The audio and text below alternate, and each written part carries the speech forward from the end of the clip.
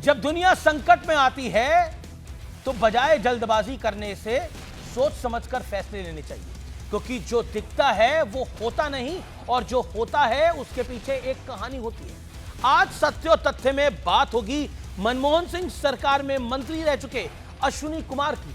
दुनिया में मची उथल पुथल पर अश्विनी कुमार ने एक बात कही। अश्विनी कुमार ने अपने एक इंटरव्यू में कहा कि ईरान इजराइल युद्ध में भारत सरकार और प्रधानमंत्री नरेंद्र मोदी ने जिस तरह से हालात को संभाला वो काबिले तारीफ है।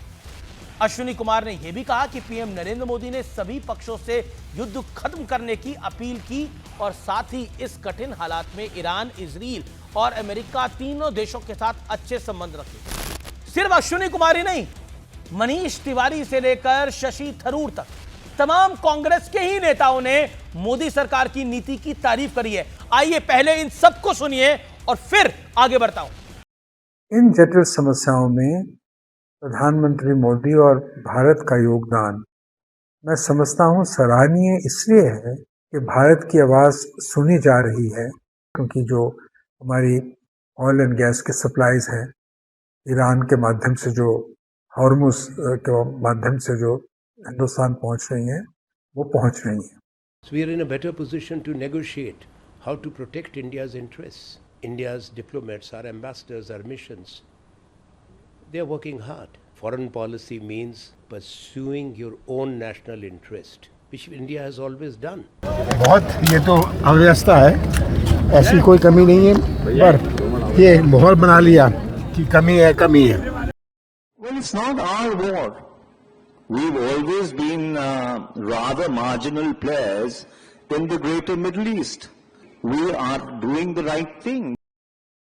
अब तक कुल 8 भारतीय जहाज खाड़ी से तेल और गैस लेकर आने में कामयाब रहे हैं, जबकि सबको पता है कि स्ट्रेट ऑफ हॉर्मुज पूरी तरह से बंद है।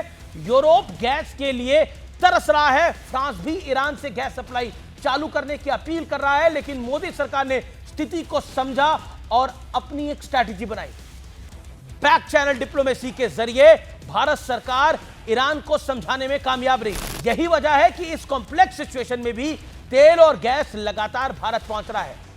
यूपीएस सरकार में कानून मंत्री रह चुके अश्विनी कुमार और सरकारों में कैसे काम करना चाहिए सब समझते हैं, इसलिए वो सरकार की इन कोशिशों को समझ रहे हैं। इससे पहले मध्य प्रदेश के पूर्व सीएम कमलनाथ, कांग्रेस सांसद मनीष तिवारी, पूर्व विदेश मंत्री आनंद शर्मा और शशि थरूर सरकार के प्रयासों की सराहना कर चुके हैं। सब लोग समझ रहे हैं कि सरकार ने धैर्य के साथ कैसे पर्दे के पीछे शानदार काम किया है। कांग्रेस के इन नेताओं ने अपने विचार रखे और साथ ही परिस्थितियों को समझा और समझाया।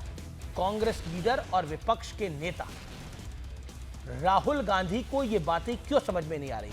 क्या राहुल की कांग्रेस और इनकी कांग्रेस अलग है? राहुल गांधी कौन सा नैरेटिव चलाने की कोशिश कर रहे हैं, सरेंडर और बाकी वाला? राहुल गांधी को अपनी कांग्रेस पार्टी के भीतर इस राजनीतिक सोच को समझना चाहिए। विरोध अपनी जगह है, लेकिन जहां एकजुटता की बात आती है वहां देश के साथ एकजुटता दिखानी चाहिए।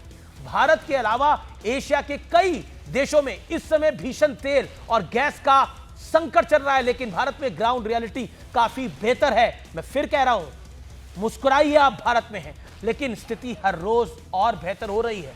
अगर हम एकजुट रहेंगे तो इस संकट को भी हम मिलकर पार कर लेंगे। लेकिन फर्क समझिए, फर्क साफ है राहुल गांधी की कांग्रेस में और इन लोगों की कांग्रेस में, शशि थरूर की कांग्रेस में, अश्विनी कुमार की कांग्रेस में, मनीष तिवारी की कांग्रेस में, आनंद शर्मा की कांग्रेस में और राहुल गांधी की कांग्रेस में फर्क है।